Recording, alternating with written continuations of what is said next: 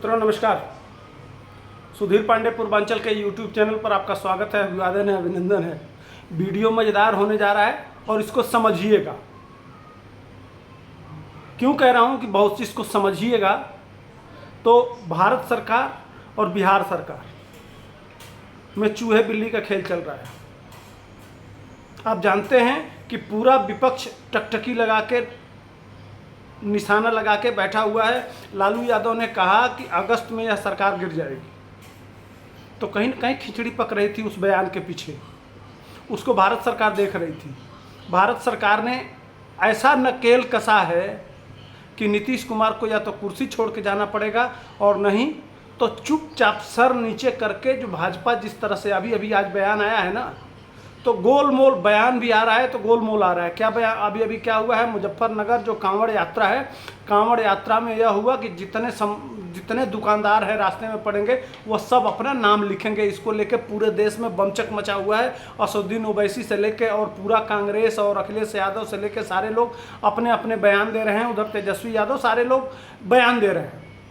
लेकिन जेडीयू भी बयान दी है, लेकिन बच के बयान दी है। आखिर इसके पीछे का कारण क्या है, यही समझाऊंगा आपको। तो वीडियो को लास्ट तक बचे रहिए, आपको बहुत कुछ फिल्म की तरह से समझ में आएगा।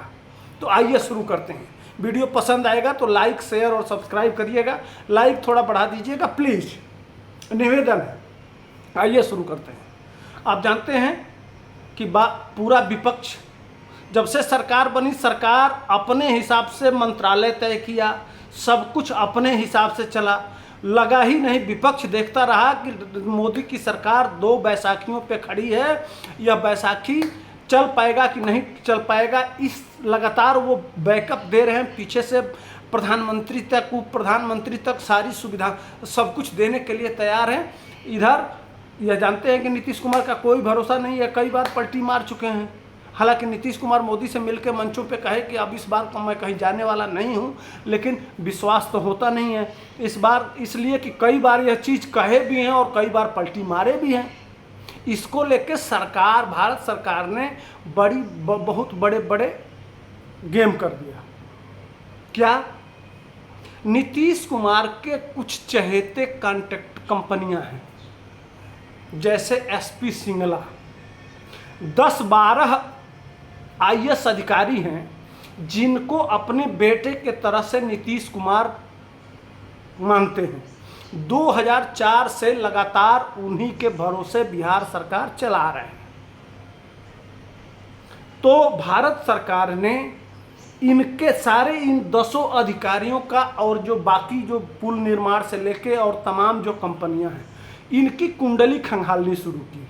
माध्यम था ईडी और सीबीआई। तो सीबीआई का प्रयोग अभी नहीं हो रहा है, इसलिए कि देश में बवाल मचेगा, लेकिन ईडी अपना काम कर रही है और उसमें शामिल है नीतीश कुमार के पास तक, उनके ऑफिस तक, उनके साथ परमानेंट, उनके माने साथ रहने वाले अधिकारी तक सबको नोटिस जा चुका है। क्यों जा चुका है? इसलिए कि किन कंपनियों में इन लोगों का कुछ कॉन्ट्रैक्टर हैं, जो अभी एक यासम यादव जी के वहाँ जानते ही हैं रेड पड़ा है ईडी का। एक सुनील हंस हैं, आईएएस अधिकारी हैं, जो पथ निर्माण के निगम के चेयरमैन रहे हैं, उनके ऊपर रेड पड़ा है। और तीसरा रेड कल जो पड़ा है वह एसपी सिंगला, जो बहुत छोटी कंपनी हुआ करती थी, वह बिहार में घुसी और इस समय 10,000 करोड़ का काम कर रही है, देश के कोने कोने में काम कर रही है। वह शेयर मार्केट में उसका रेसिस्टेंस है, माने वहाँ से वो रजिस्टर्ड है। और उसमें बिहार के कौन कौन से अधिकारी, कौन कौन से दलाल, कौन कौन से लोग इन्वेस्ट किए हैं। अब कारण क्या कि अभी पूरे देश में बवाल मचा है कि बिहार में लगातार पुल बन रहा है। आपको सुल्तानगंज वाला पुल याद होगा, वह यही एसपी सिंगला बना रही है। इस समय जो गांधी सेतु वाला पुल है वह भी बना रही है। इसके पास 4-5 बहुत बड़े बड़े पुल इसके पास हैं। न केवल बिहार का बल्कि भारत सरकार का भी पुल है। हालांकि भारत सरकार ने, ईडी ने जो रेड किया है वो टैक्सेशन घोटाले का मामला है लेके करी है। लेकिन हर कंपनी में जो पैसा होता है, कहाँ कहाँ आप आपके इनकम को आप कहाँ कहाँ भेज रहे हैं, उसमें किस किस अधिकारी के पास गया, किस कौन कौन सा व्यक्ति था। अब एसपी सिंगला पे जब जांच चढ़ेगा तो सारे अधिकारी भी लपेटे में आएंगे और नीतीश कुमार के चहेते कुछ नेता भी लपेटे में आएंगे। किसको कितना दिया जा रहा है सारा रिकॉर्ड उठा ले गई है ईडी। अब यह जांच धीरे धीरे ज्यों ज्यों जब पेपर चला गया और जब बैठा के और इन लोगों से पूछताछ होगा और जब सारा भेद खुलेगा तो बुढ़ौती में नीतीश कुमार अपना इज्जत नहीं गंवाएंगे। बिना शर्त सरकार का समर्थन करेंगे और इनके साथ जो बड़े बड़े लोग जो बड़े मोटे गर्दन फुला फुला के जो बोलते हैं ना, वह सारे लोगों की संपत्ति और किस एसपी सिंगला और जो एक दो कंपनियां और हैं जिनके ऊपर रेड पड़ने वाला है, किसको कितना मलाई खिलाया गया है, सारे लोग जांच के दायरे में आएंगे। और सुशासन बाबू बोलते हैं तो सुशासन बाबू का सुशासन कि कलई न खुले, इसके लिए उनके पास रास्ते क्या हैं?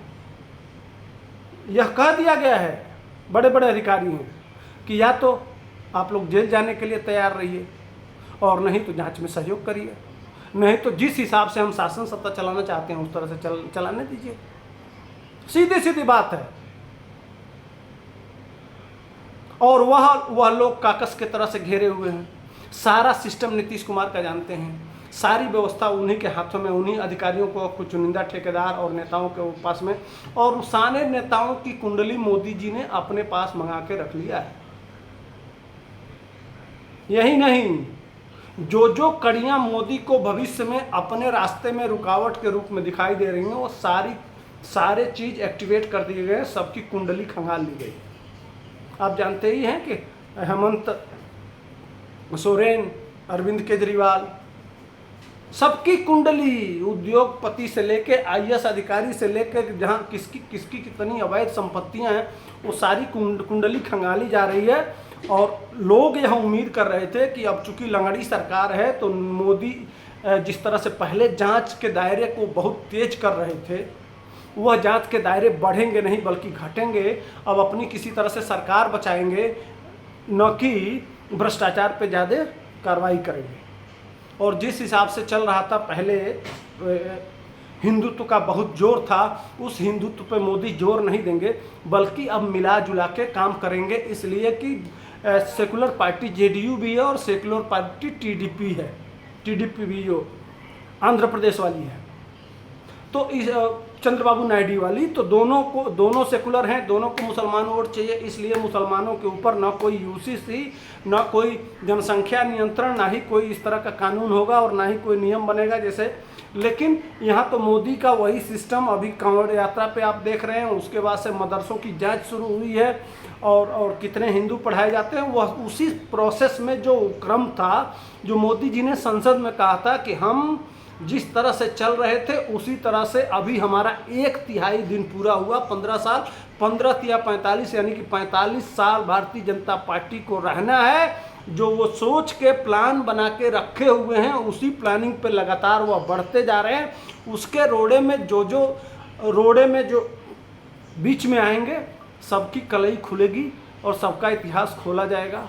इसलिए यह सरकार न रुकने वाली है, न झुकने वाली है और न कुछ होने वाला है।